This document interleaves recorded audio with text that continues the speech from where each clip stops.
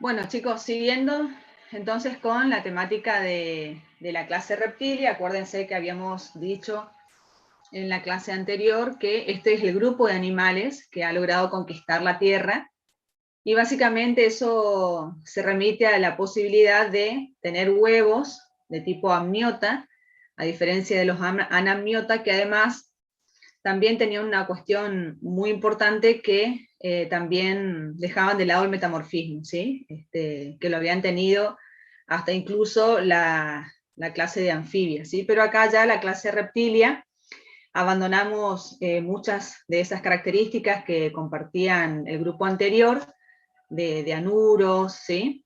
Y ahora en este caso, ustedes recuerdan que estos animales ya han tenido una serie de modificaciones anatómicas y también fisiológicas que le permitieron poder expandirse hacia diferentes ambientes, ¿sí? Poder colonizar sobre todo el ambiente terrestre.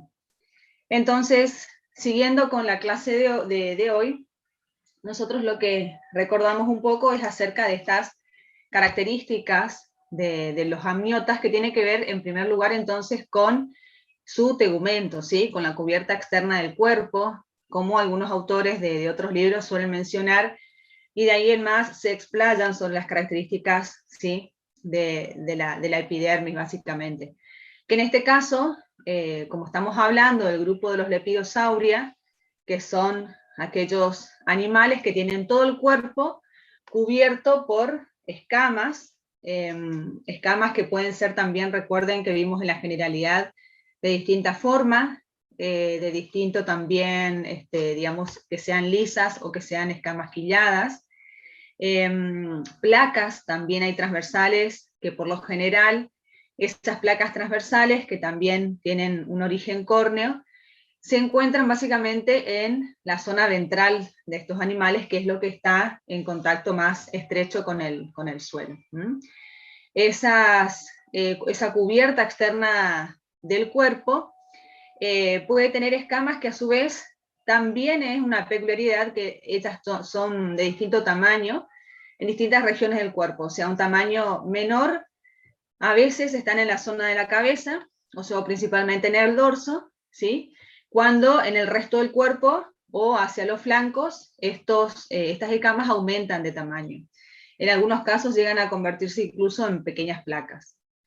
Hay un desarrollo de uñas en el caso de los amniotas tetrápodos, o sea, estos que todavía conservaron las extremidades, que en este grupo solamente tenemos al grupo de los saurios o de los grandes lagartos, uñas bien desarrolladas que sobre todo, ahora vamos a ver en el caso de la mal llamada iguana, ¿no es cierto? En realidad son lagartos, utilizan para la excavación. Y también para trepar árboles, ¿sí? Porque estos saurios son conocidos de que incluso atacan panales de abejas, ¿sí? De las abejas mielíferas, para poder alimentarse de la miel, ¿sí? O sea que Profe, en ese momento pueden también, ¿sí? ¿cuál es la diferencia entre lagarto e iguana? ¿El tamaño? ¿Lagarto, iguana dijiste o lagarto e iguana? No te entendí. Lagarto e iguana, ¿cuál es la diferencia entre ambos? Sí, el tamaño ahora lo vas a ver, que es sumamente significativo en el caso de los lagartos, Ah, ok, ¿sí? gracias. No, no hay por qué. Ahora incluso vemos un video donde las muestra a estas especies, y ahí vamos a ver que incluso entre ellas hay una diferencia significativa con respecto a la talla corporal.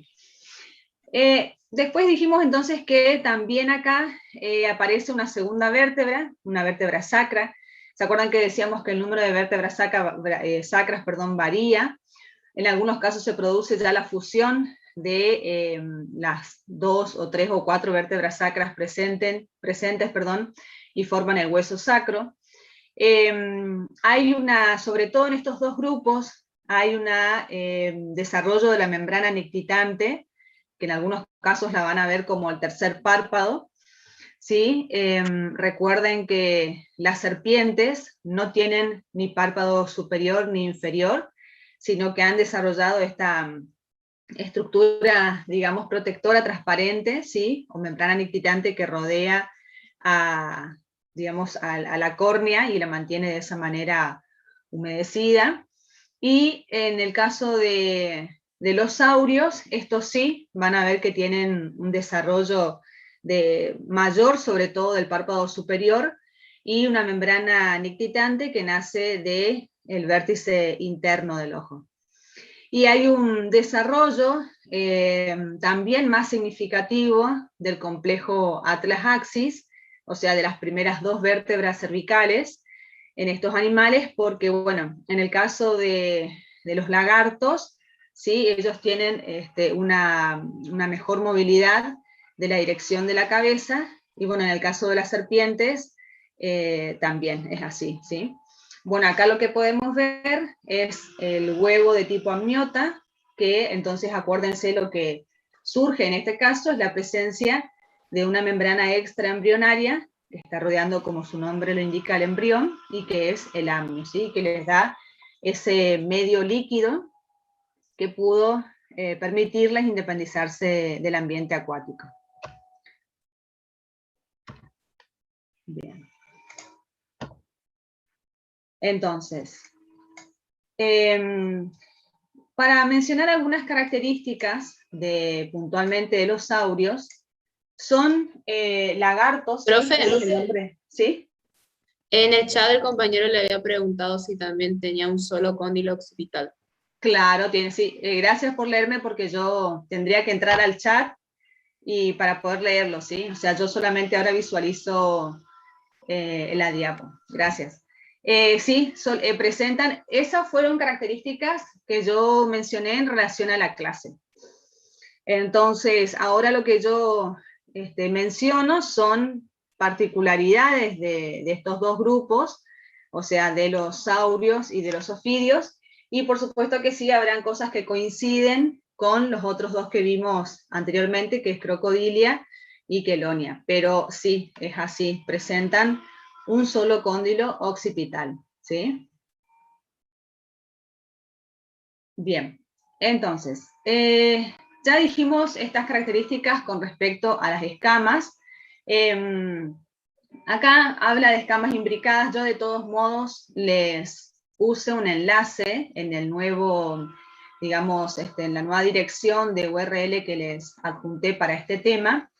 Les pongo hacia el final del tema de lagartos un pequeño documento en PDF, que es del autor Sei, en donde da, la verdad, que una descripción muy completa sobre las características de los 2 lagartos que nosotros vamos a ver hoy. Es una lectura muy llevadera, no es extensa, y también lo positivo que tiene es que compara a su vez una especie con la otra. Les dice cuáles son las cosas en comunes que tienen y en qué se diferencian en otros aspectos. También la mudanza, como les había nombrado antes, de la epidermis la realizan estos animales. Ahí les había nombrado que en el caso de los lagartos, ahí como dice, realizan por zona, o sea, por jirones, es como que se van despelechando de a poco, no realizan una muda íntegra y completa de toda la epidermis, sino del estrato córneo, sino que van, digamos, perdiéndole como de a jirones, van a leer esa expresión así. También la coloración puede estar sujeta a variaciones, que es por la presencia de unas células especializadas que se denominan cromatóforos y que no están en la epidermis, sino por debajo, están en la dermis, y son las que en algunos otros lagartos, que este no es el caso, producen un cambio en la coloración. Los lagartos también tienen una lengua que tiene más que nada intervención en las funciones, como dice ahí, gustativa y táctil. Es decir, que también, como lo mencionamos en los ofidios, es una lengua que recaba información del medio, del ambiente, ¿sí? Tiene unas papilas gustativas, y esa lengua, con esta función gustativa, es dentro de la boca, colocada sobre el techo de la boca, donde se encuentran las terminaciones nerviosas del órgano de Jacobson, que habíamos mencionado, sí, anteriormente. Dijimos ya la presencia de los párpados, incluso el superior con mucho más desarrollo y la membrana nictitante. Los lagartos que nosotros vamos a ver hoy, por supuesto que siempre hago más referencia a ellos, Son muy buenos nadadores. Hoy les dije que eran buenos trepadores, también son buenos nadadores. Y por eso, ¿no es cierto?, también la presencia de la membrana nictitante. ¿Alguien quiere preguntar? Justo escuchemos. Los pulmones de los lagartos son sencillos. Con esto hace referencia a que no son camerulados, ¿sí? Poseen una vejiga urinaria, al igual que las tortugas, o sea, acá con esto se asemejan en ese sentido, porque ¿se acuerdan que decíamos que no estaba presente en todos, sino que en algunos solamente la vejiga urinaria? Y los machos, en este caso, van a tener órganos copuladores, al igual que sus parientes las serpientes, dobles, o que es lo mismo decir que hemipenes, pero siempre es una sola, digamos, una sola rama de ese hemipene el que utiliza para la cópula, ¿sí? Y bueno, por lo tanto, al tener órgano copulador, la fecundación va a ser interna, y van a tener estos animales, también lo dijimos, un comportamiento ovíparo. Los lagartos van a tener un huevo que no es coriáceo, ¿sí? Perdón, siempre me confundo, no es calcáreo porque no tiene tanto contenido de calcio, sino es coriáceo. Y los huevos, luego de la postura, en el ambiente en el que están, porque son depositados en pequeñas cuevas, van esos huevos tomando la humedad del ambiente y se van cargando más de contenido líquido y se hacen más pesados, ¿eh? O sea, y la cáscara es bastante blanda. Incluso en el video, que me parece que es este, que les voy a presentar en un rato, muestra cómo toma un huevo, ahí un investigador que está con estos animales, de un lugar, digamos, muy cerca de la superficie, y los suelta, ¿sí? Los levanta y los suelta cerca de la superficie y no se quiebran. Bien. Algunos machos tienen la coloración muy vivaz, o sea, mucho más intensa, y esto nos da la idea de que hay un dimorfismo sexual marcado, no solo en cuanto al tamaño, porque los machos son de mayor talla que las hembras, sino que también estos primeros tienen una coloración mucho más intensa, ¿sí? Y que bueno, que está todo esto asociado con el cortejo nupcial. También, bueno, otra cosa es que carecen de costillas abdominales. Acuérdense que las costillas abdominales, o como sinónimo gastralia, está presente en Espropio de Crocodilia, ¿sí? Como mucho más desarrollado, tiene más interés en este grupo de animales. Y tienen esa capacidad de la autotomía caudal, que es un acto de defensa, una propiedad que estos lagartos tienen. Igual yo les había puesto acá al final, yo les puse un pequeño, o de 2 lugares, creo que había sacado la información más precisa sobre esta característica, que bueno, básicamente es un recurso que estos animales tienen para la huida, como decía, o en el momento de la defensa, ¿no es cierto?, poder escapar de algún predador, ¿sí? O para poder despistarlo, digamos, básicamente. Y es un órgano, también lo dijimos, que tiene la capacidad de volver a generarse o regenerarse, ¿sí? Ahí está. Bien. Algo súper importante para tener en cuenta es que estos animales, antes los llamábamos tupinambis, ese era el género, pero eso se modificó y el género ahora es salvator, ¿sí? Ahora es una forma de decir, porque esto en realidad tiene una revisión muy extensa en lo que es la taxonomía, la nomenclatura científica, ¿sí? Ustedes van a ver que en la foto todavía conserva el género tupinambis, pero bueno, en la especie que es Merine, o Merinae, como pueden leerlo acá, Merine en realidad se pronuncia, la conserva, ¿sí? O sea, quiere decir que hubo posteriormente otro investigador, que es Gunther, que dice acá, quien describe y se renombra, digamos, a esta especie como Salvator merine, ¿sí? Incluso pueden ver que cuando tiene entre paréntesis esta otra palabra, es el género que anteriormente tenía para su denominación. Este es entonces el comúnmente lagarto denominado lagarto overo, o teyuguazú, ¿sí? O iguana, por eso está entre comillas, porque en realidad es mal dicho, iguana overa, es un lagarto overo, o sea, ustedes que ya tienen esta información, está bueno esto de dar la denominación correcta, ¿sí? A la especie. y no seguir diciéndole iguana vera, porque no es una iguana. Entonces, también pueden encontrar como Salvator teuxin, como está acá. Esta, junto con la segunda especie que nosotros vamos a ver, son propias de Argentina. Hay una tercera especie de Salvator que, si no me equivoco, es colombiana.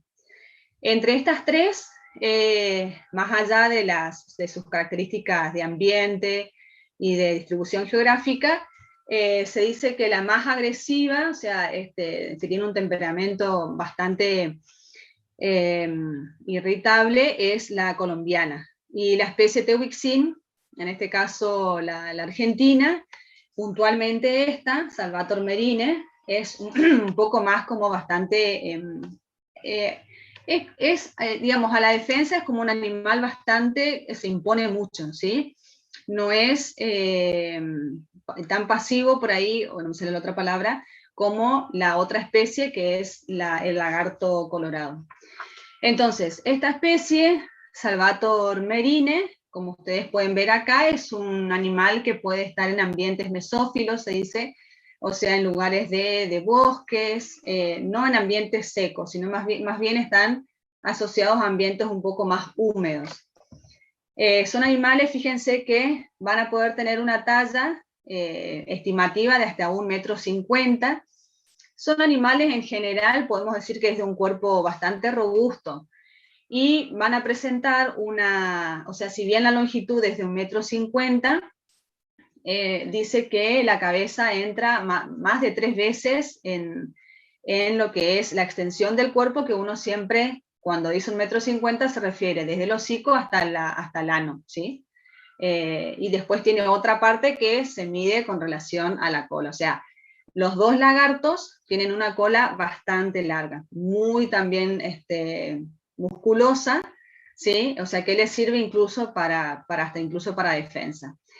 Esta especie, la Salvator merine, está principalmente en las provincias del noreste.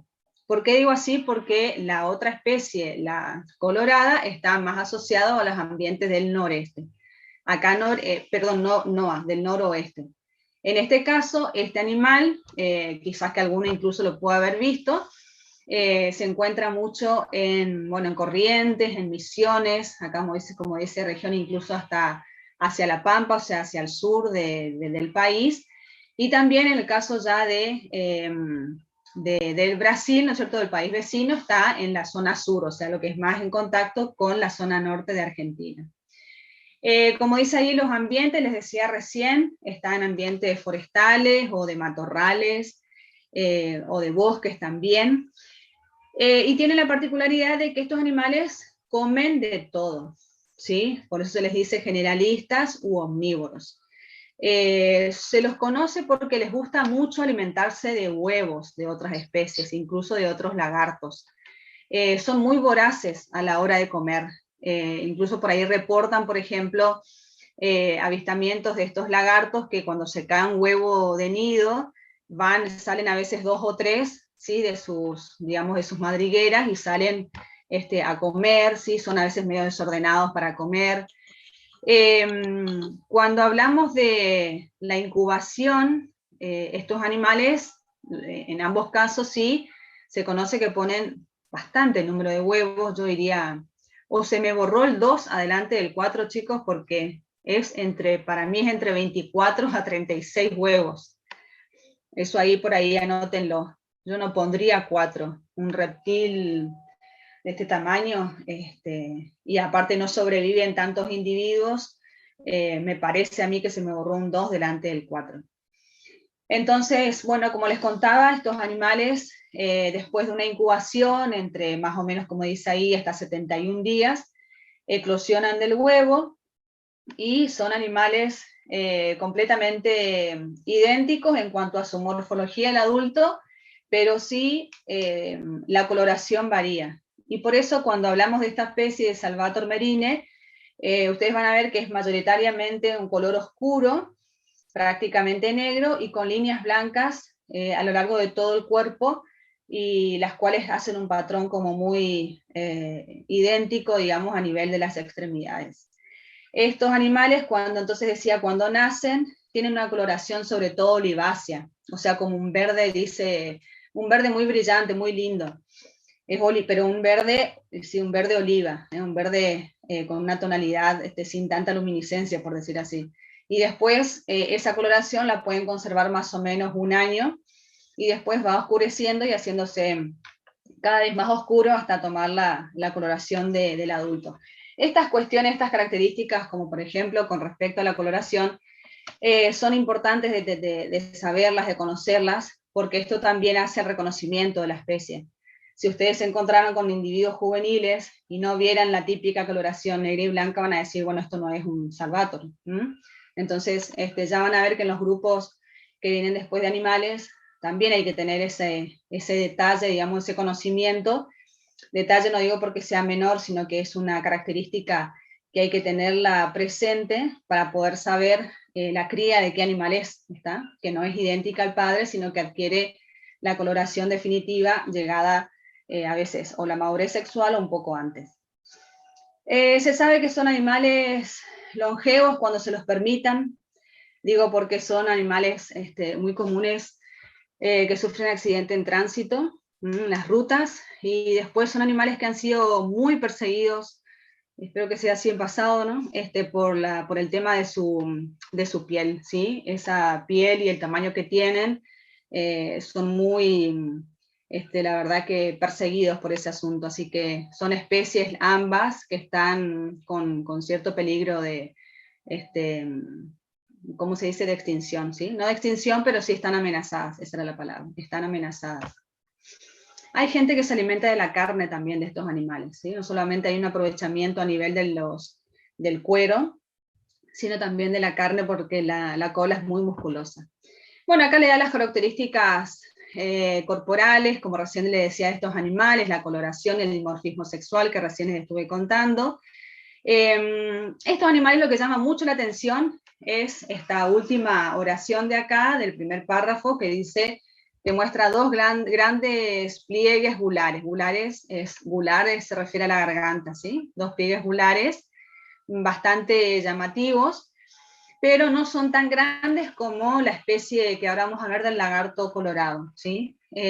A comparación entre uno y otro, Salvator merine es un animal que tiene la cabeza más alargada y las extremidades también son más esbeltas, son más largas, a diferencia que el lagarto colorado, que tiene patas más robustas y tiene un cráneo, o sea, una cabeza mucho más ancha. Ahora vamos a ver por la presencia, también ayudado por estos dos grandes pliegues gulares con mayor desarrollo, ¿sí?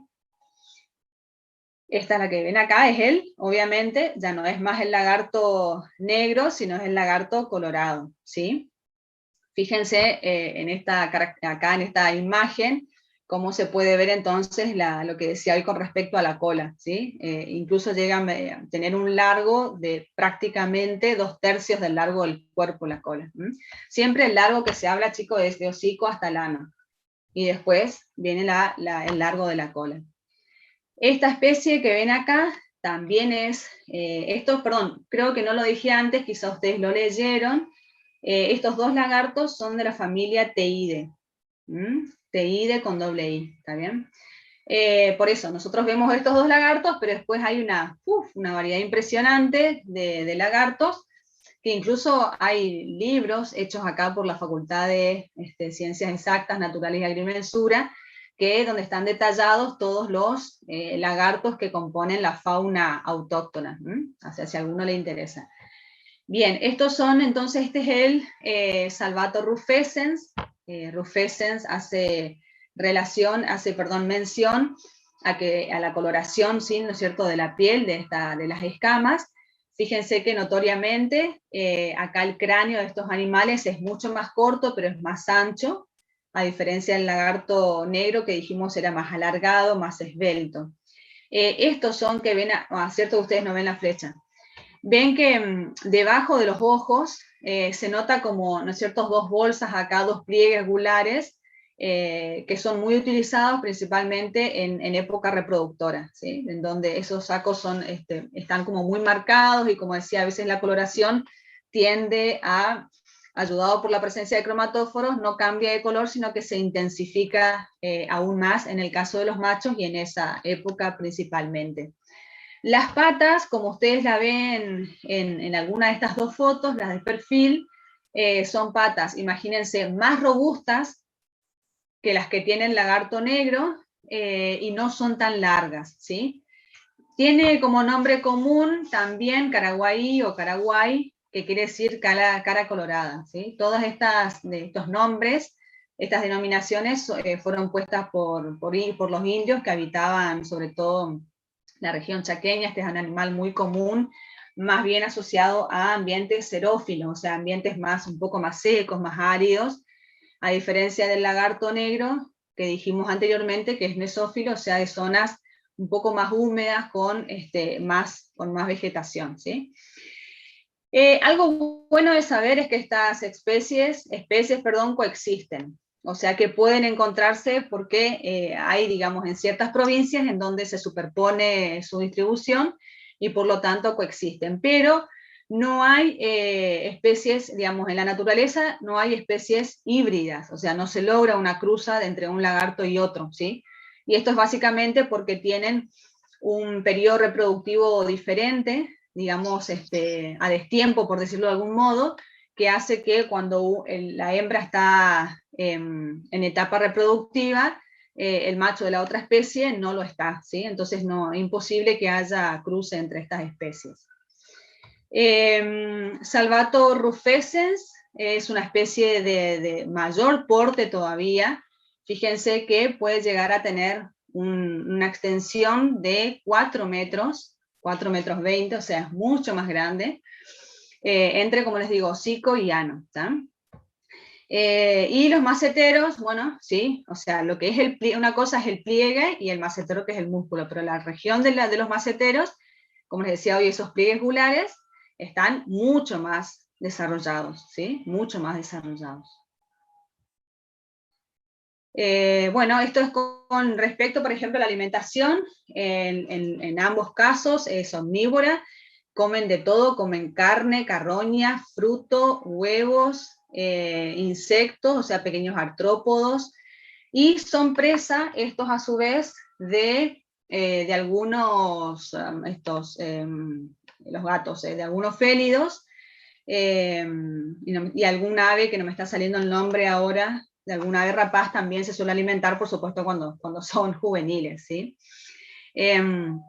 Como dice su nombre ahí, bueno, el texto ahí son de una alimentación muy amplia, pero en este caso el rufescens es un animal, no sé si lo dije al revés hoy, es un animal muy tímido, ¿sí? Eso lo quería marcar.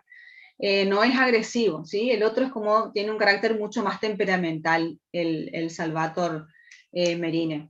Y bueno, se preparan en realidad pequeñas cuevas, matas, o sea, van juntando vegetación para huirse un poco del peligro, ¿no? Sobre todo como les decía, al momento de la postura de los huevos, que el periodo reproductivo va el mes que viene, ahora septiembre, de octubre a noviembre, ¿sí? O sea, esa es la etapa, digamos, de cópula, de reproductora, y después en enero los huevos se empiezan a abrir. Entonces, acá fíjense, tenemos a estas dos especies, traté de encontrar una foto así donde los dos estuvieran mirando hacia un mismo lado, entonces ustedes pueden ver esta zona gular que decía, fíjense que en el caso de Salvator rufescens, donde están los dígitos, o sea, los dedos, por encima está ese pliegue gular muy grande, muy desarrollado, y fíjense que acá abajo, en este chico, en merine, es mucho menor, ¿sí? Es mucho más chico, ¿está? ¿Qué otra cosa? Bueno, la coloración es completamente distinta. Había un video que les quería mostrar, pero después el contenido mucho no me gustó, no me pareció correcto. Entonces, van a ver que el que puede llegar a verlo muy de cerca, realmente se percibe a esas escamas como escamas más bien redondeadas, granulares, ¿sí? Como escamas granulares, quien lo ve de cerca. No son escamas totalmente lisas, sino como que son escamas granulares, ¿no es cierto? Como que tienen cierta redondez, ¿sí? Son increíblemente lindos. Bueno, en esta parte vamos a ver un pequeño video, si ustedes me acompañan. Pauso por acá.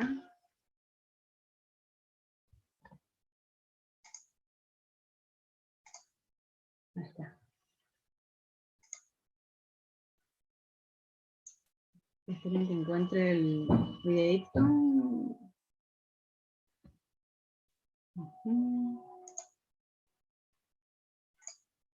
Ahí te les pongo. Bueno, acá vamos a ver un video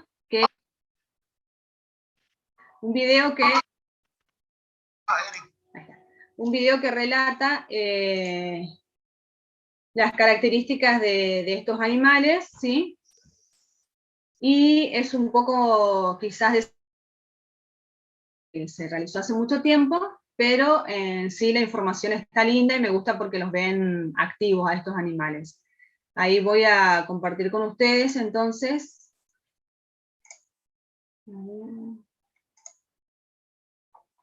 ¿Dónde se sepa?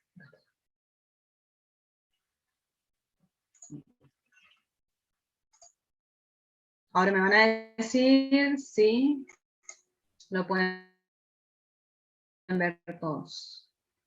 ¿Ven ahí? ¿Sí? Sí, doctor. Bien, bien, bien, bien. Aguanten que ahí esta parte no es interesting. Vamos a ir mirando el video. Está bien, yo ya me callo, pero van mirando el video y ahí como traten sean muy observadores a las características, algunas que se acuerden.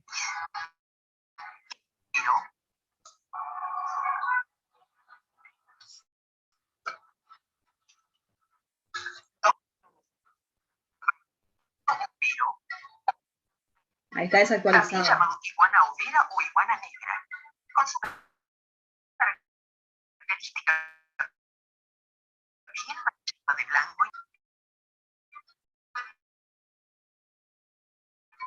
y el lagarto colorado o Tupinambis rufescens, conocido como iguana colorada por machos y jaspea hembras y juveniles.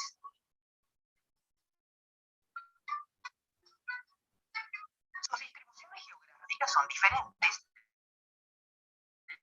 aunque se superponen ligeramente.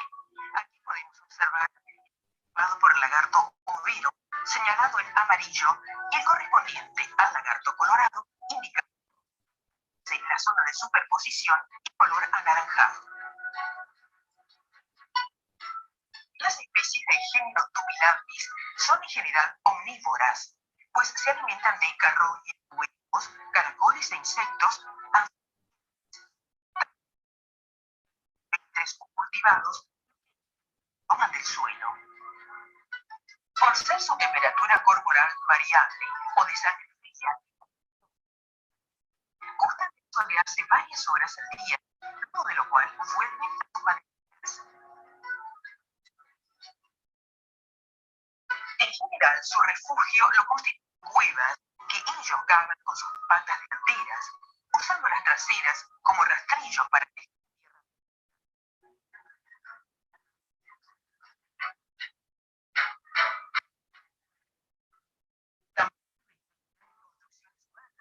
galpones, cañones. ¿Ven, chicos, que ahí se veía como la muda que está realizando una de ellas? ¿Ven que se ven como pelecho? Piel que se está desprendiendo. ¿Llegan a ver eso o no? Yo Sí, lo veo doctora. ahora que vi por tercera vez. Pero, a ver. Tampoco de instituciones humanas, Sí. galpones, caños de desagüe.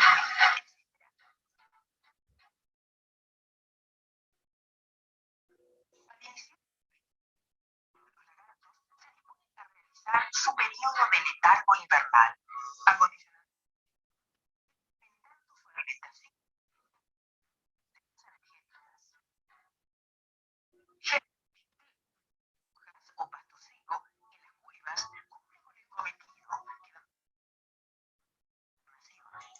Fíjense, chicos, chicos, sí, el diseño, ¿sí? Vean que es todo negro, pero tiene, cuando un poquito más atrás se ve, lo veía bien al animal ahí, ¿ven? Un poquito, espera que ande la cámara. Ahí se ven, ¿vieron? Estas líneas vienen hacia los costados, siempre en dorsal y una central, y después unos puntos, ¿no? Es como que uno se va haciendo un poco el ojo a medida que los va mirando.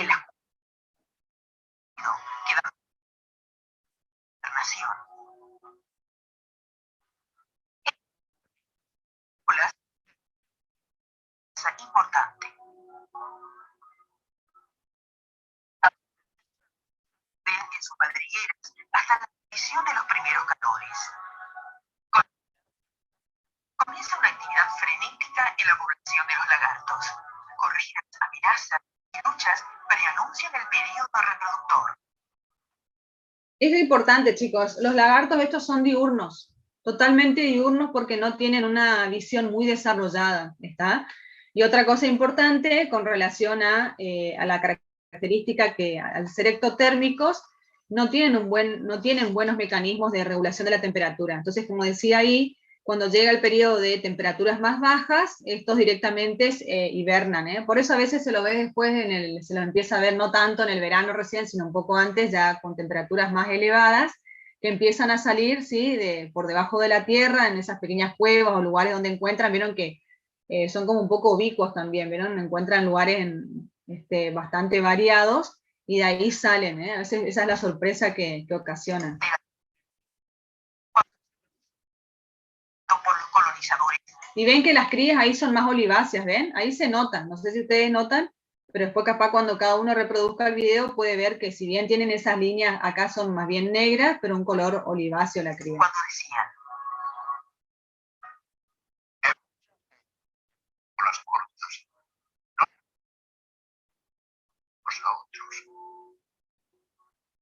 Es un pequeño relato porque tiene que ver con los que primero descubrieron y describieron en sus libros de viaje a estos animales, que los llamó mucho la atención porque eran lagartos de un importante tamaño. Este fenómeno se conoce como autotomía. Existe en la amputación como predadores. Ahí está la postura. Sigue las mismas normas básicas.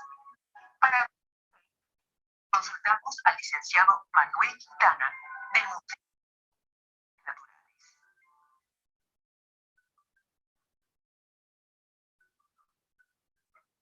En el cortejo, Enrique.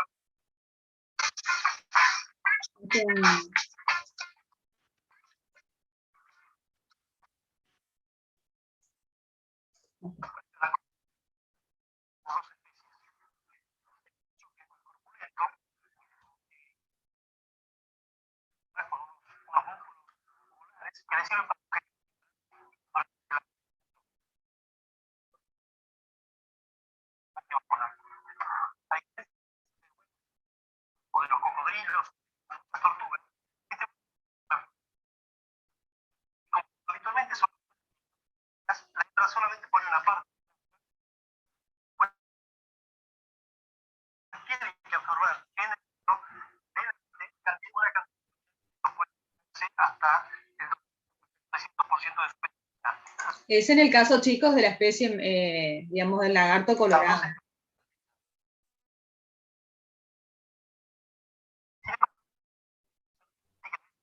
Hibridizado.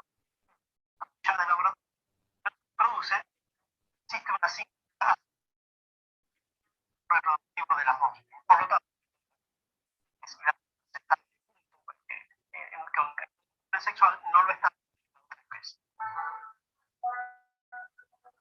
Ahí vemos hasta la eclosión y pasamos al otro tema.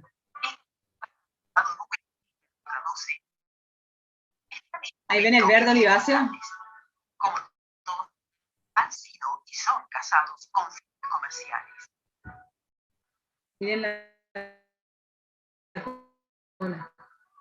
En la explotación anuales. Bueno, esta parte ya me pone mal, entonces seguimos con otra. Ustedes igual ya lo van a poner después. El completo nacional de la conciencia ambiental, chicos. Así que bueno. no viene mal plantearse un conocimiento, ¿no? Para tener en cuenta. Bien, chicos, entonces, hasta acá, incluso ustedes, perdón, ¿ustedes están viendo la pantalla de la clase? Con los dos lagartos. No, profe, el video se ve. Ahí ya va. Pausamos este.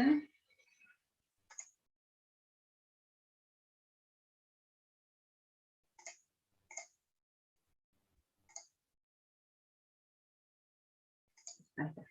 ¿Y ahora? Ahora sí. Se ve. Entonces, este video que recién veíamos es a través de este enlace que ustedes pueden ahí cliquear y entrar. Y esta otra es información sobre estos dos grupos, individuos, ¿sí? Bien, entonces ahora sí pasamos al segundo grupo que tiene que ver con los ofidios, ¿sí? Los ofidios son animales que también, ya por el hecho de ser reptiles ápodos, van a tener otros tipos de características, básicamente con respecto a la locomoción, porque no tienen las cuatro extremidades como el resto, otras grandes modificaciones que están dadas por la morfología que tienen. O sea, hay que hacer mucha economía, como decía antes, de órganos, ¿no es cierto? Alargada básicamente presenta. También el cuerpo, como dijimos, va a estar cubierto por escamas y por placas, va a variar, como les decía en el caso de opciones, pero generalmente las escamas en las especies de serpientes venenosas son muy pequeñitas a nivel sobre todo de la cabeza y son quilladas, ¿sí? Sobre todo, en realidad lo vamos a decir mejor en los viperios, o sea, familia Viperidae, que en nuestro caso, en nuestra zona, tenemos al género Botrops y al género Crotalus, que serían Yarará y Cascabel. ¿Por qué? Porque si estoy hablando de una coral, ¿sí? Voy a estar refiriéndome a que son escamas de mayor tamaño, no así como estas otras vipéridas, y también me voy a referir a que son escamas lisas y no quilladas, como en el caso sí de los viperios. Por eso digo que no es una regla común. Las placas son aquellas, si ustedes ven este dibujo que tienen, este esquema en realidad que tienen en blanco y negro, van a ver que en la parte de abajo dice escamas ventrales, y a esas escamas ventrales están asociados como órganos, sino elementos óseos, las costillas, ¿sí? Que están a lo largo de todo el cuerpo, y las vértebras. Entonces, ayudados por la musculatura, que hace digamos, de unión, ¿no es cierto?, de anclaje de la costilla hacia la escama ventral, y fíjense que tienen diferente disposición esa musculatura, o sea, las serpientes tienen muchos paquetes musculares. ¿Por qué? Porque imagínense que tiene que valerles para, básicamente para la locomoción. Y en este sentido, las serpientes tienen lo que se conoce como UM o unidades motoras, a lo largo de todo el esqueleto, que básicamente una unidad motora es digamos, a la intervención de una vértebra con la costilla, y la costilla a su vez en unión con una escama ventral que está sujeta por musculatura. O sea, eso es una unidad motora. Entonces, según qué especie, estos animales pueden tener entre 100 a 400 unidades motoras, ¿sí? Que es lo que permite entonces tanto el desplazamiento como puede ser lateral, ¿sí? O serpenteante, como se dice, y bueno, según la especie también el modo de desplazarse puede variar. También realizan pequeños saltos, o sea, se despegan un poco del suelo, se hacen impulsos, sobre todo cuando necesitan defenderse, ¿sí? Atacar, defenderse o atacar, o conseguir a su presa. Tienen esos movimientos como espasmódicos, digamos, muy rápidos, que permite justamente todo este conjunto de unidades motoras y musculación. Ya sabemos que son, obviamente, como todos los reptiles, son animales ectotérmicos, y algunos, hablando de esto de las extremidades, muy pocos, y puntualmente sobre la familia Boide, que responde al género Boa, por ejemplo, son los que presentan algunos vestigios de cintura, es decir, que un rudimento incipiente de la cintura pélvica, pero que no cumple ninguna función, ¿sí? Porque no tienen, digamos, extremidades a las cuales estar unidas. Los huesos todos tienen uniones laxas. Fíjense que incluso la costilla a la escama ventral está unida por musculatura. Después a nivel del cráneo también hay bastante cinesis entre esos huesos craneales, y a su vez, si hablamos del hueso mandibular, o sea, el hueso dentario, el inferior, también las dos ramas maxilares hacia la anterior no están fusionadas, sino que solamente están unidos, digamos, ahora me va a salir la palabra, no es músculo, sino es lo otro. O sea, entonces las hemimandíbulas no están fusionadas, sino que solamente están unidas por un ligamento, ¿sí? Entonces, esto lo que hace, toda esta gran cinesis en realidad craneal, lo que permite es que a estas especies de ofidios alimentarse de otros animales de una talla mayor a ellos mismos. Entonces, al tener, digamos, quizás una cabeza chica, pero un cráneo muy móvil, permite esa expansión, ¿sí?, hasta cierto punto de la separación de los huesos para que ingrese sin dificultad la presa.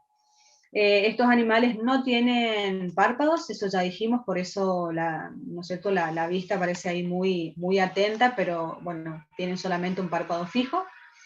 La pupila es una cuestión de que puede ser papila redondeada o pupila vertical. Es cierto que Yarará dicen que las pupilas son verticales solamente en las especies venenosas y son redondeadas en las no venenosas. Tampoco algo fijo. A Yarará se la ha visto en algunos momentos con el párpado, con la pupila redondeada, y en otros momentos vertical. Sí, cascabel, si mal no digo, tiene vertical, en fin. Y Crotalus, y esta otra Micrurus, que es el género de ¿quién? ¿Alguien sabe? Micrurus. ¿Saben qué serpiente venenosa es Micrurus? ¿La coral puede ser? Exactamente. Bueno, coral tiene la pupila redondeada. ¿Qué quiero decir con esto? Que no es una regla de que por ahí ustedes van a escuchar de que todas las venenosas tienen pupila vertical y las que no son venenosas redondeadas. No, güey, no es así. ¿Está? Va a depender de la especie y en el momento. Para una mayor o menor entrada de luz, ¿sí? Estos animales, eso es importante, a diferencia de los saurios, que yo les dije que tienen un comportamiento básicamente diurno, o sea, son muy activos de día.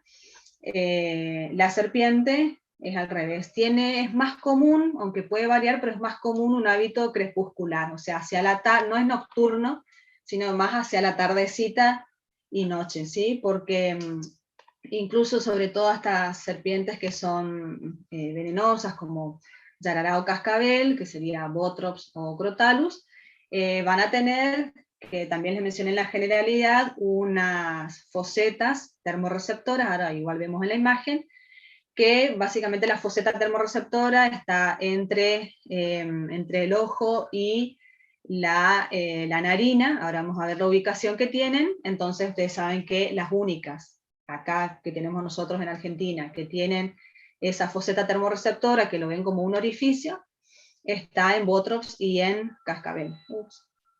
¿Me siguen, chicos? Porque acá bajó la tensión. ¿Me siguen? Sí, sí, doctor. Te escucho bien. Colgó porque me bajó la tensión, no sé si se dieron cuenta. Bien, entonces, o me tienen me tienen la pantalla en negro, chicos. Es broma. Bueno. ¿Eh? A mí también me bajó la tensión. Ah, ¿te bajó la tensión? Bueno. Estamos igual. Cualquier cosa, me chistan para no quedarme hablando sola, ¿eh? Bueno, sin aperturas auditivas. Ah, eso es re importante. En el video, no, era otro video que no me gustó. En los saurios se ve claramente la apertura auditiva, ¿sí? Se ve muy claramente, básicamente detrás de los ojos y como cerca o a nivel, digamos, de los desarrollos estos gulares. Se se ve como una membrana, ¿sí? La membrana auditiva es oblicua, ¿sí? Pero acá en el caso de los ofidios no tienen aperturas auditivas, ¿sí? ¿Se acuerdan que yo les dije que acá tienen, o sea, sienten la vibración que está comunicado por los huesecillos del oído medio, ¿sí? Bueno, y tienen la respiración pulmonar, o sea, es exclusivamente pulmonar, porque en cuanto a ofidios, si bien la gran mayoría son terrestres, y cuando digo terrestres pueden ser que viven al ras del suelo, o arborícolas, ¿está? Como las conocidas del género Filodrias, que son arborícolas. Entonces, después tenemos las serpientes que son acuáticas, digamos, una cosa es que son las marinas, exclusivamente marinas. Y hay serpientes, ¿sí? Que pueden desplazarse por el agua, digamos, como que pueden nadar sobre el agua, pero ¿sí? Sobre el agua, sacando la cabeza. Hay otras que son exclusivamente acuáticas, eso nomás quería aclarar. Bueno, después con respecto a la muda, no sé si en el video se ve bien, que está buenísimo, que se ve como un despelecho. ¿Vieron cuando nosotros nos quemamos y nos queda como un pedacito de piel levantada? Bueno, ellos mudan la piel, los saurios de esa manera, pero acá la serpiente no. La serpiente muda, como les dije hoy, cuando se sacan una media, queda todo, digamos, la exuvia. Sí, no. ¿Cómo es? Lo pueden encontrar así, incluso hasta se puede, ¿no es cierto?, inferir de qué especie es, ¿sí? ¿Por qué? Por el tamaño y la forma de las escamas, ¿sí? Porque queda todo idéntico. Recuerden que la muda es es un proceso que requiere mucho gasto energético, ¿sí? Es importante para la serpiente, y bueno, y va a ser muy notorio, digamos, una muda reciente, porque la coloración de las escamas es muy vivaz, ¿sí? Es muy brillante. La lengua es bífida. ¿Cómo es la lengua en los saurios, si vieron el video? ¿Quién me miró el video? Se ve, cada rato sacan la lengua los saurios. ¿Es bífida o no? También parece bífida, ¿o no? Sí, re parece bífida. Se ve bien que cada rato sacan, y fíjense de nuevo el video y lo van a ver que tienen lenguas bífidas, ¿sí? Acuérdense que en estos animales, en los dos, está muy desarrollado el órgano de Jacobson, o órgano vómero-nasal, como dice ahí. Bien, lengua bífida, eso ya les dije. Las narinas captan las sustancias olorosas también, o sea, no es que vayan a cumplir esencialmente un rol respiratorio, ¿está? Hay fosetas loreales, se llaman en el caso de las víboras, de los vipéridos, ¿sí? Y fosetas labiales en las culebras. Estas loreales son las que en ambos casos son fosetas termorreceptoras, ¿está? O sea, que detecta la sangre caliente de sus potenciales presas. Y tienen como una ubicación simplemente diferente en un grupo y en otra. Fíjense que en boas o pitones son fosetas labiales, que están bien en las escamas, como su nombre lo indica, ¿sí? Por encima de lo que sería el labio. Y en el caso de los vipéridos, la foseta loreal, fíjense, si logran ver la imagen que dice vipéridos, ubiquen el ojo, ¿sí? Porque acá vemos una imagen de un solo perfil, el ojo y la narina. Entre el ojo y la narina hay un redondo que tiene como una terminación nerviosa, ¿vieron ahí? Bueno, esa es la foseta loreal, ¿sí? La dentición es homodonta, en la mayoría, y polifiodonta. ¿Qué quiere decir homodonta? ¿Qué quiere decir homodonta? Una cosa es la homodoncia y otra cosa es la polifiodoncia. ¿Qué quiere decir? Homodoncia es opuesto a heterodoncia. Nosotros somos heterodontes. ¿No ¿sí es o no? que son iguales los dientes? ¿Puede ser o no? Todos los dientes son iguales entre sí, ¿sí? Piénsenlo así, fácil. Nosotros tenemos todos los dientes distintos y con función distinta. Heterodoncia. Y la homodoncia es porque todos los dientes son iguales entre sí. No hay una diferenciación ni en forma ni en función. ¿Por qué es importante esto? Porque acuérdense que estos animales no tienen el proceso de la masticación. O sea, estos animales, como que más que nada los dientes los usan para la sujeción de la presa una vez que los captan. No, digamos, ¿me explico? O sea, no hay el proceso que requiere la masticación. Y después la polifiodoncia, ¿Qué quiere decir?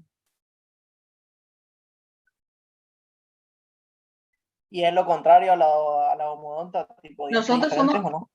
Nosotros somos difiodontes. Nosotros los humanos somos difiodontes. ¿Qué quiere decir?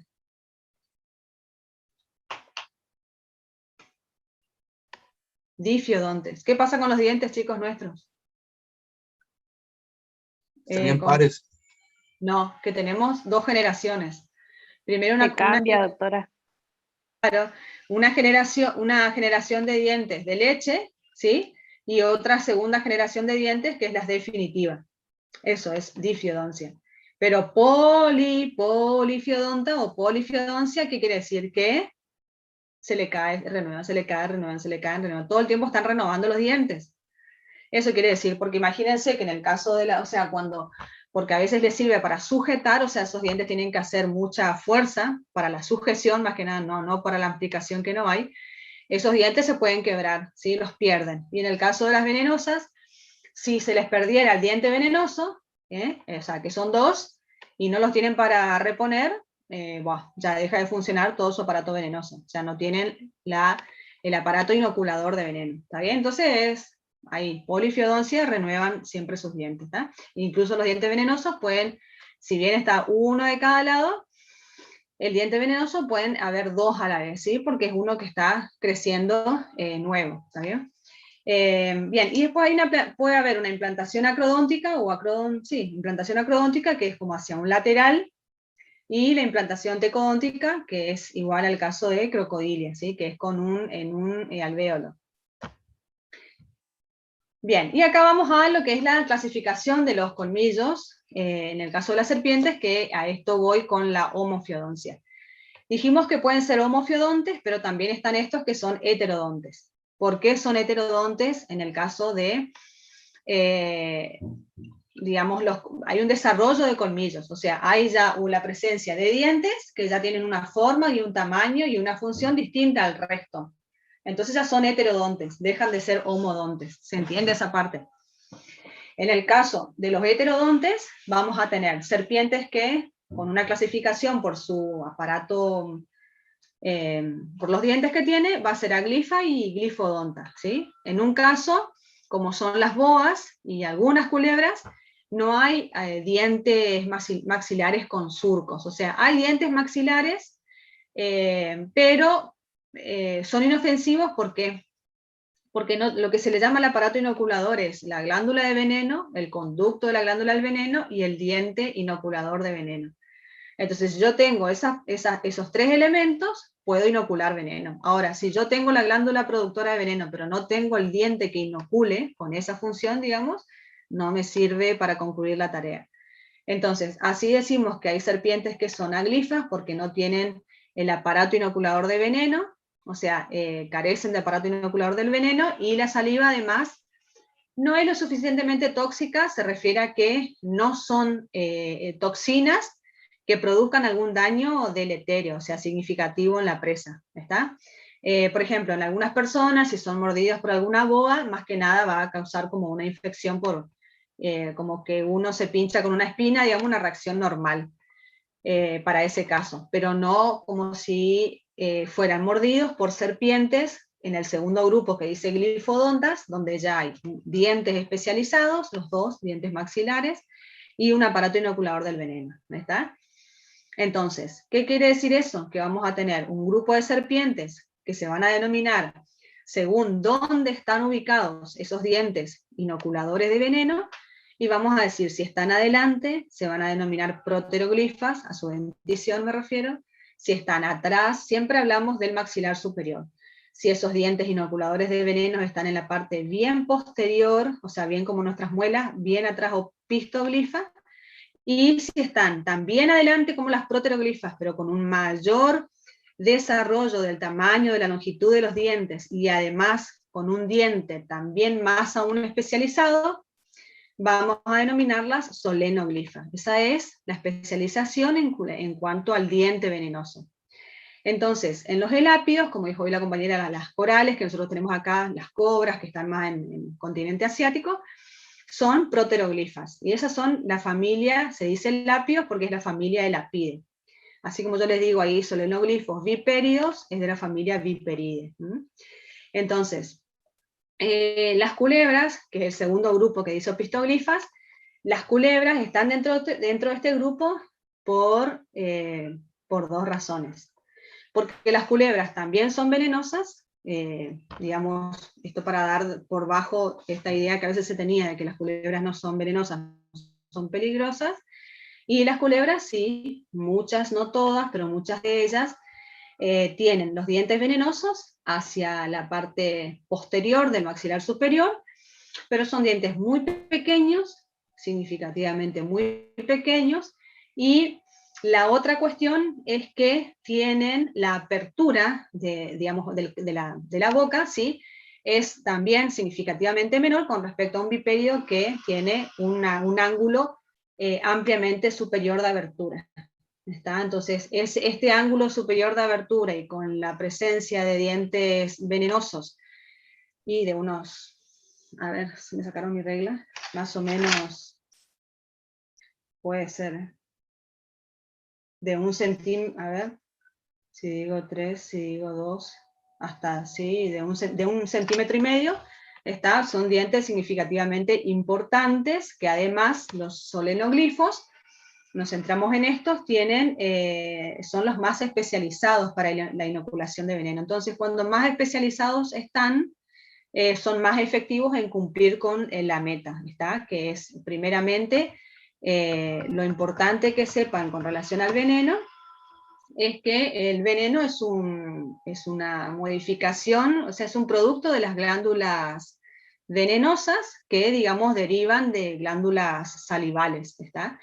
Entonces hay glándulas principales productoras de veneno y hay glándulas accesorias que también cumplen su rol, por ahí más que nada en el almacenamiento del veneno, ¿sí? Porque el veneno no es una sustancia privilegiada para la serpiente porque le sirve para la digestión, ¿sí? Hay una ya predigestión importante de su alimento, de su presa, y es por esta razón que el veneno tiene funciones sobre todo de producir, digamos, importante hemorragia y necrosis del tejido, del tejido muscular, que es lo que básicamente compone a los pequeños mamíferos de los cuales se alimentan. Entonces, acá lo que ven en esta imagen es la disposición de los dientes en distintos grupos. Fíjense que dice denticiones de serpientes debajo de la imagen de los cráneos.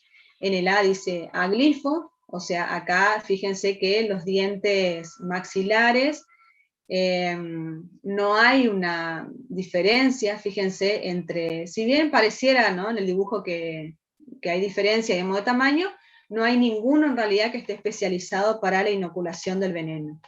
En la imagen B tenemos un opistoglifo en donde, fíjense que acá donde, a ver, esperen que yo tengo acá su dibujito. Fíjense que los dientes, ahí, acá, a ver si quiero ver con F, ¿qué me muestra? Esperen un poquito, acá está, F. Estos dientes que ustedes ven, están muy chiquititos, chicos, yo te entiendo, pero hay una F, fíjense, en la imagen B, una F minúscula, después en la imagen C hay otra F, cerca de los colmillos, inoculadores de veneno, ¿sí? Son las... ahí no me sale el otro nombre que tiene, con F.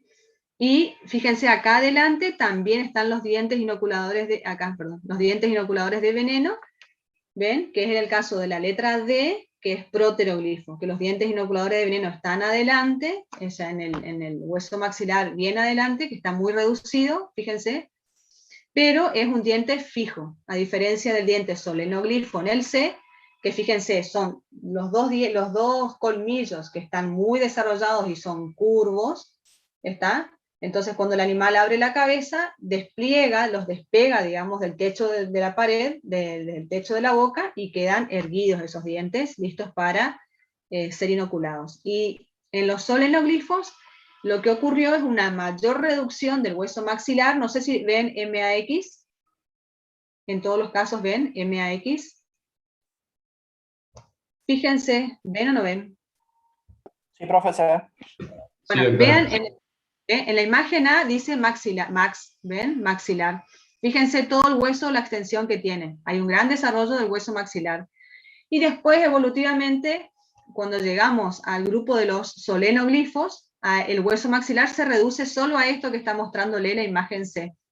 Fíjense, de todo lo que era, se redujo, y además tiene la propiedad de que ese hueso maxilar es móvil, o sea, sí, hace que los dientes entonces puedan estar erguidos cuando tiene la boca abierta preparado para cazar o atacar, y si no, los pliega y los pone contra el techo de la boca. Es móvil este hueso maxilar en solenoglifos. En el resto de los opistoglifos o proteroglifos no lo es. Y acá abajo ven la implantación, ¿tá? Acrodonta, pleurodonta o tecodonta. Bien. Acá esto muestra más que nada la diferencia entre serpientes peligrosas. Bueno, entonces tenés las venenosas, que son las que pueden tranquilamente inocular un veneno con acciones tóxicas concretas, porque se conocen ya los efectos que produce una inoculación por Botrops y por Crotalus, está también por coral. En ese caso, digamos, ahora vamos a ver un pequeño video, que hay un grupo, ¿no es cierto?, de investigación, el cual yo acompaño, tanto de ciencias exactas, como también de ciencias veterinarias, ¿sí? Entonces hay un gran trabajo ya iniciado hace mucho tiempo por la doctora Ofelia Costa, en su momento titular de la cátedra de toxicología, ahora ya no, dirige la doctora Pamela Taylor, o sea, continúa ella, y en exactas, un grupo encabezado primeramente por bioquímicos y también por biólogos, que se llama la VIMPRO, Laboratorio de Investigación en Proteínas, que trabaja exclusivamente en lo que es venenos de estos grupos de serpientes. Y después tenés el otro grupo de serpientes no venenosas, que, como dice acá, no presentan el aparato inoculador. Entonces, en este caso, la mordedura por esta serpiente no son de interés sanitario, se dice. O sea, sí los viperios y elápidos son serpientes de interés sanitario. ¿Por qué? Porque producen un accidente ofídico, un cuadro toxicológico que necesita, digamos, de la intervención médica en un lugar, digamos, de asistencia médica. Y sin embargo hay otras serpientes, como el caso de algunas culebras y boas, que no tienen el aparato inoculador de veneno, entonces no pueden inocular el veneno, que sí tiene la glándula, pero no el dispositivo para inocular. Por eso decimos Profe, una pregunta. ¿Que las no venenosas entrarían como las musuranas y eso? Claro, la musurana, Sí. directamente sí, la musurana no es venenosa. La musurana lo que tiene es que se alimenta de otras venenosas, sí, o sea, de serpientes, no de otras, se alimenta de serpientes venenosas. Por eso es muy importante la conservación de esa serpiente, porque regula la población de las venenosas, ¿está? Hay mucha gente, lamentablemente, y es a veces entendible, digamos, del miedo que evoca la serpiente, pero bueno, conociendo las características de esta serpiente y sobre todo distinguiendo de cuáles nos tenemos que cuidar puntualmente acá en la provincia de Corrientes o alrededores, son de las dos Botrops, de la arara grande y chica, y de la coral cascabel.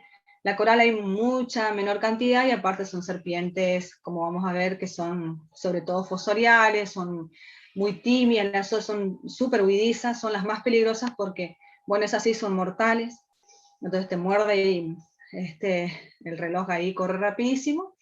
Y Profe, sí. ¿en la materia hacemos referencia o vemos los tipos de veneno o eso se ve más en toxicología?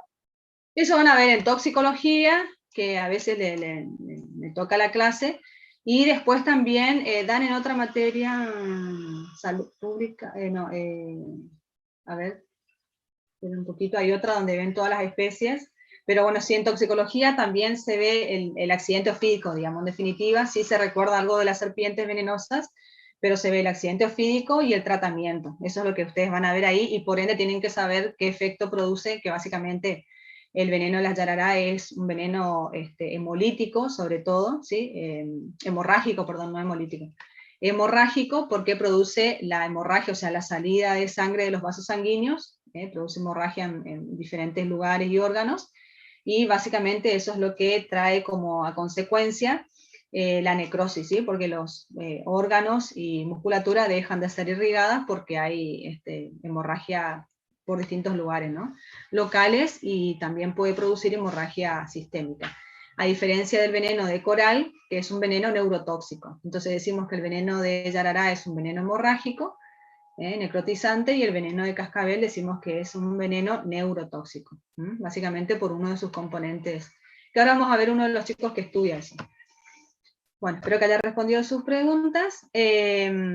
Acá tienen algunas especies de culebras, acá en Argentina, que producen accidentes ofídicos, con importancia médica porque quiere decir que requieren, digamos, de que uno vaya o que asista a un centro asistencial de salud, ¿está? O sea, para que, por ejemplo, si alguien es alérgico, entonces todas esas cuestiones hay que controlarlas, no se administra suero antiofídico en estos casos, sino que se controlan, digamos, los síntomas, ¿sí? Los signos, y bueno, se controlan los signos y síntomas.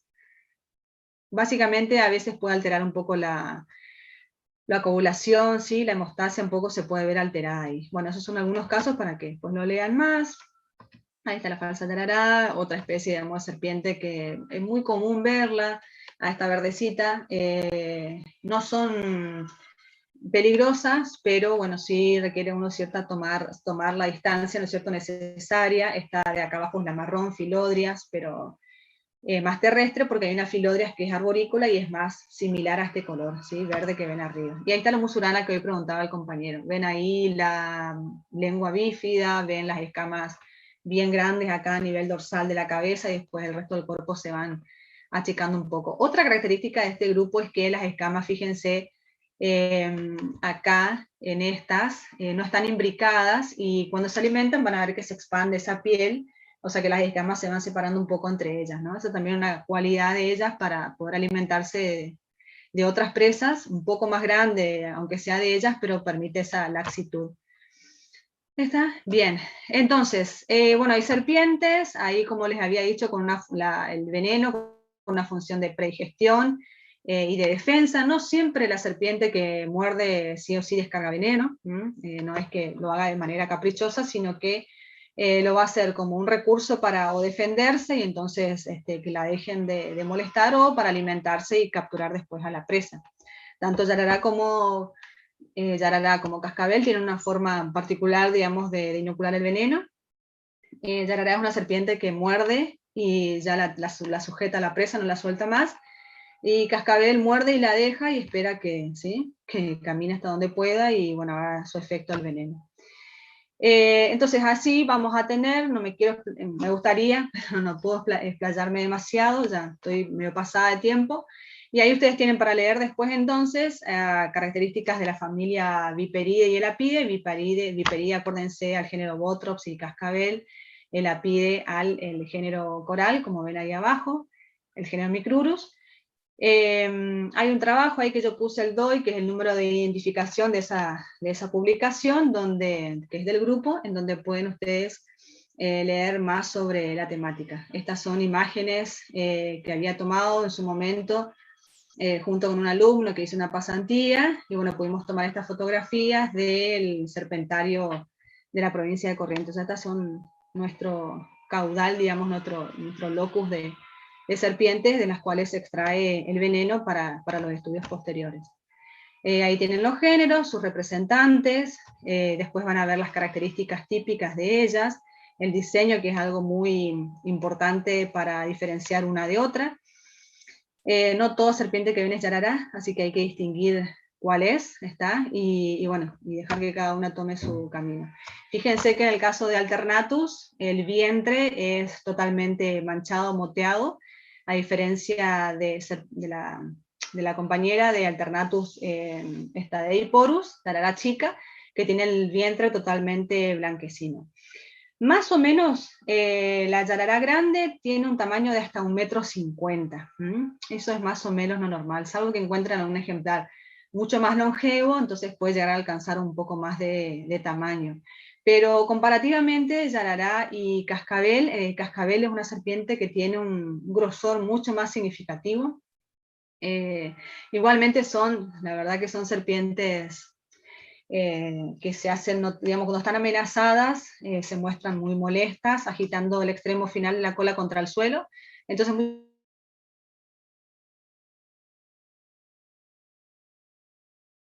¿no? Más de lo que ella pueda atemorizar, pero es para que no la molesten.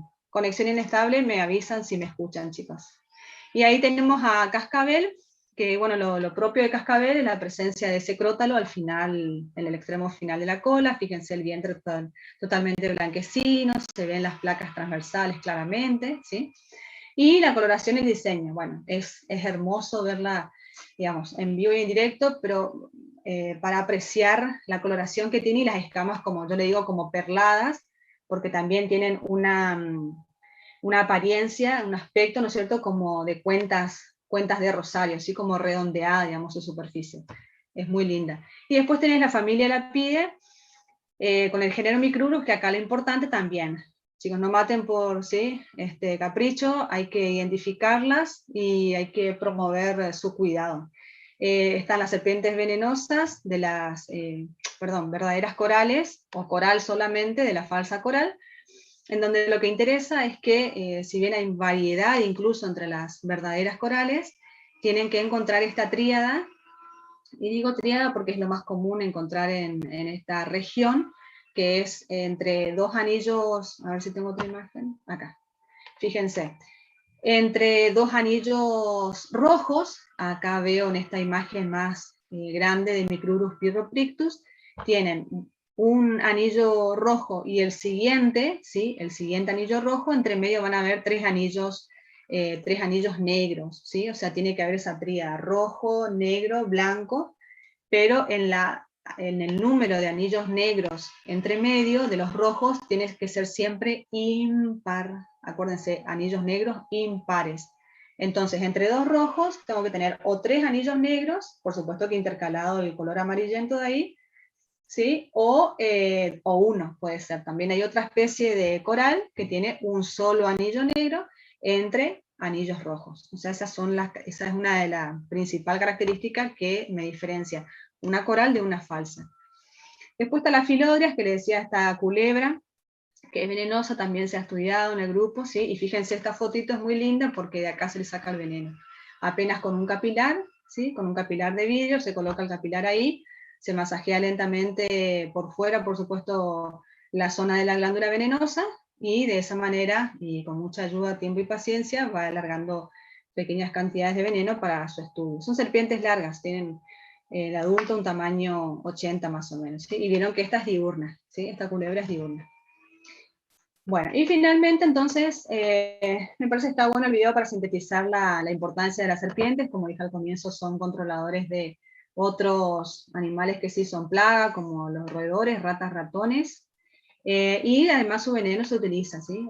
Muchos de los compuestos que son proteínas con función enzimática tienen utilidad en incluso la producción de medicamentos, ¿sí? En la industria farmacéutica, fíjense, como antibacterial, anticoagulante, bueno, se estudia mucho de eso, cuáles son las propiedades de aplicación biológica que tienen. Y en este video, que les paso a mostrar solamente una parte, y con esto me despido.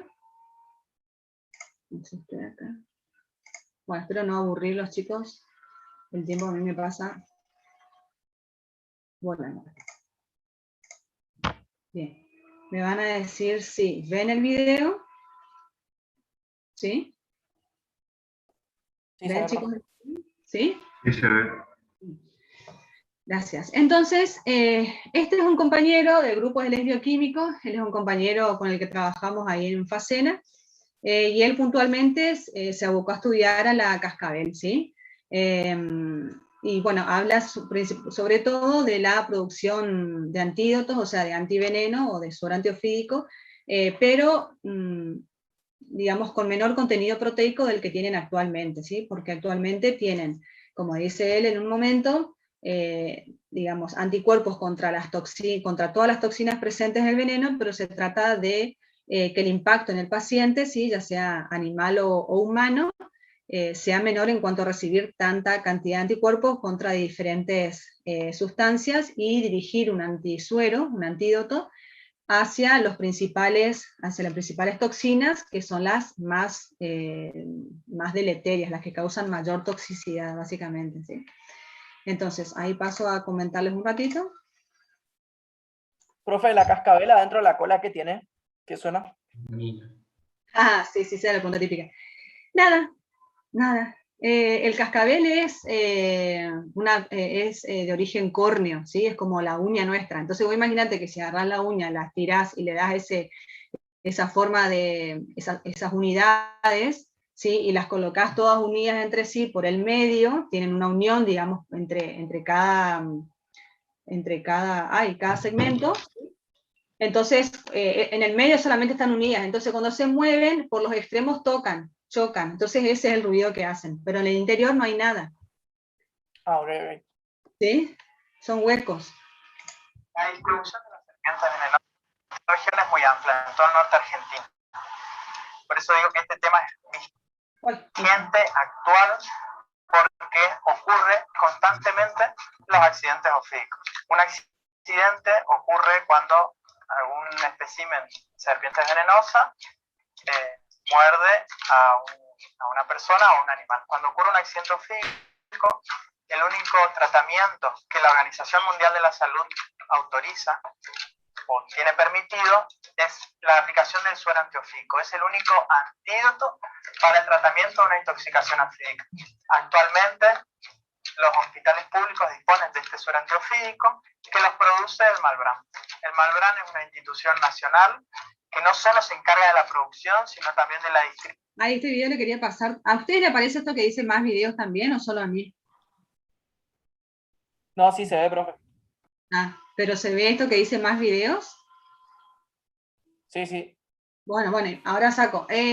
Ahí lo que le quiero mostrar, esto se hace ahí en la Reserva Guará. Esto es en realidad el serpentario, ¿sí? De la provincia, donde uno de los indicados de ahí, técnicos de ahí, ¿sí? Junto con el profesional, están haciendo la extracción del veneno. Esto también se dice ordeña, ¿eh? Y de ahí sacan el veneno, entonces después lo secan, se liofiliza con un ¿cómo se dice un desecador de veneno, y bueno, se obtiene el veneno que primeramente es líquido, se lo utiliza después en polvo y cuando se necesita volver a emplearlo para las experiencias, se lo restituye con un buffer, ¿sí? Distribución del suero antiofídico y garantiza que en todos los servicios Ahí está públicos masajeando la tengan glándula. ese antídoto para un eventual accidente. El suero antiofídico se produce Ahí está el por cascabel. inmunización de grandes animales Fíjense las placas con ventrales. dosis sucesivas y crecientes de veneno.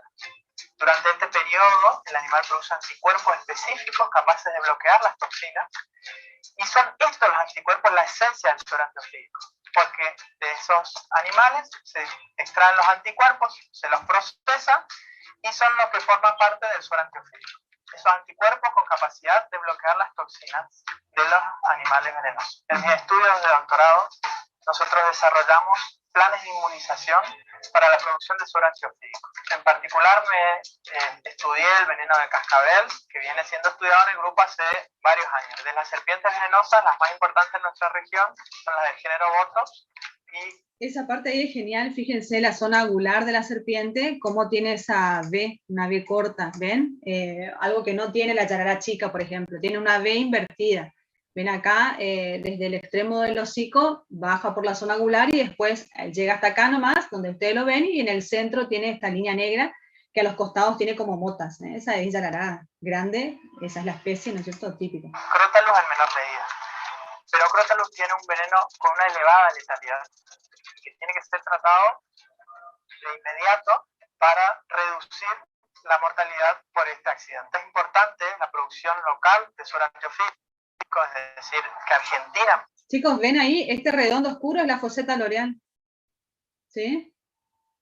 Y fíjense, la boca no la cierran, tienen por ahí sacan la lengua. De su veneno, porque varía entre especies y regiones geográficas el componente de los venenos de la serpiente. Lo que nosotros propusimos en este ahí está el trabajo pesaje del veneno, es obtener ahí un suero pesa el específico veneno. con mejores Sí. capacidades neutralizantes. ¿Sí? ¿Qué quiere decir? Que con menos antídotos obtengamos el efecto deseado. Este protocolo alternativo, hoy en día a nivel internacional existen normas. Bueno, chicos, ahí lo pueden mirar después completo cuando ustedes gusten. Bueno, espero que el tema les haya gustado, esto da para hablar un montón, pero no se puede por el tiempo, porque yo entiendo que también la modalidad virtual no es lo mismo que la presencialidad y agota más. Si tienen preguntas, como siempre digo, me escriben, luego tienen un cuestionario que se abre a las 16 para que lo puedan resolver hasta las casi 23:59, casi 0 horas. Así que bueno, pónganse a leer cuestiones estructurales, ¿sí? A nivel de cráneo, como hoy les mostraba un poco más. Y bueno, espero que les haya resultado interesante el tema. También en la Facultad de Veterinaria está el grupo CIVA, Centro Interactivo de Serpientes Venenosas de Argentina, en donde se trabaja, ¿no es cierto?, en esta parte más de extensión, de docencia, para informar a los alumnos que estén interesados en la temática. Bueno, chicos. Emilia, disculpa, sí. les digo dos cositas antes que se me vayan. Sí. Con respecto a lo que habían escrito, unos cuantos escribieron en el foro del aula, preguntando cuántas faltas podían tener, etcétera, etcétera. Según la cantidad de clases que tenemos, ustedes tienen que tener el 75% de clases aprobadas o prácticos aprobados, que son esas preguntitas que le decía la doctora recién, para tener la presencialidad. Por lo tanto, ustedes no pueden tener más de 5 faltas, porque van a quedar libres, ¿sí? Con respecto a saber cada uno cuántas faltas tiene, yo creo que cada uno tiene que tener más o menos su propio control, porque son casi 400 personas. Igualmente nosotros estamos haciendo ahora un listado y en breve a los que están muy ajustados quizás le mandemos y les avisemos que tengan cuidado con no tener más faltas, ¿sí? Bueno, y también no se olviden que el miércoles tenemos a las 10 de la mañana un teórico de aves y a las 13 el práctico de aves, ¿sí? Así que este miércoles que viene tenemos de nuevo un horario como al principio, y así les vamos a ir avisando. ¿Está? Bueno, gracias Emilia.